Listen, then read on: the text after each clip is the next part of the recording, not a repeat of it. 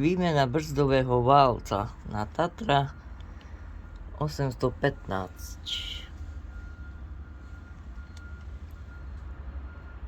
Najprv si očistíme šruby s kartáčom.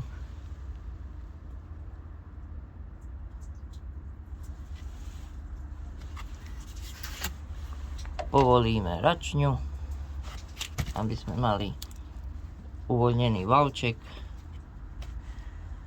Ak sa dá odstraniť tak, odstraníme ho tak, ak nie, odrežeme flexu a vybijeme von.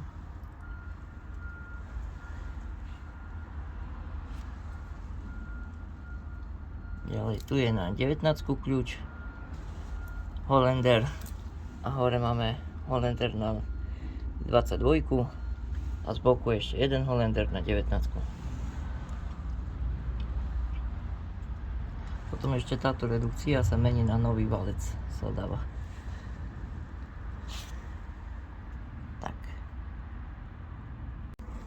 Tak máme to odskrutkované, šruby, ktoré ho držia.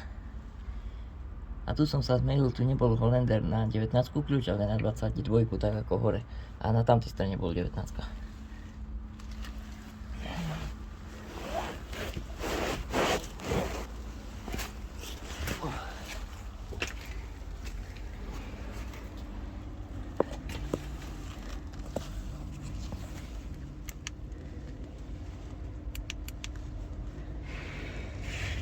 Tak toto vyzerá z vrchu.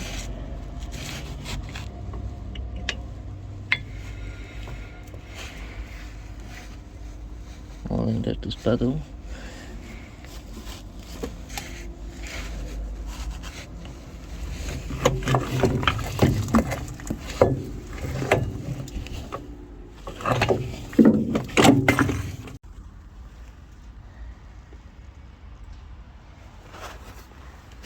Teraz si ho zoberieme do zveraku, lebo táto tu je šťuchaná, rany, som nemohol ju povoliť. Ja som povolil plastovú trubku, čo tu ide. Bola na 17 kľúč a 14. Toto si tu pekne vyčistíme, aby sme usadili nový valec. Dáme aj nový tento valček s poistkou. No mám valec zatiaľ len tak položený, ale aká chyba je.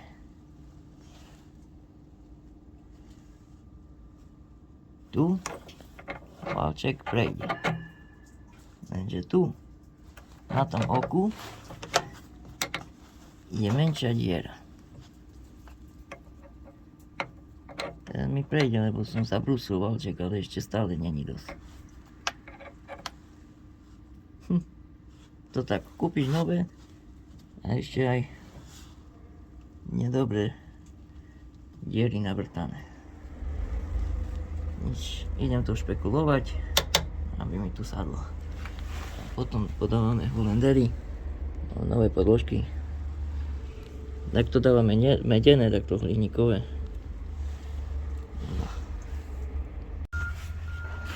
Takže máme to namontované.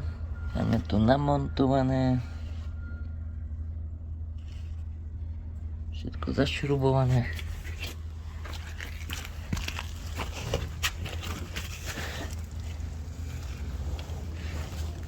Valček poriešený. Pekne sa pretáča.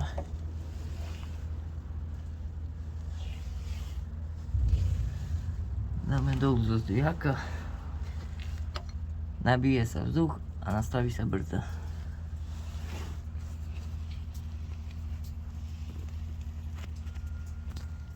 Hotovo. Štart Tatry 815.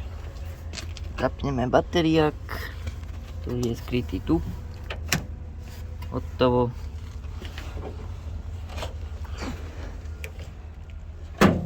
Svetla svíti.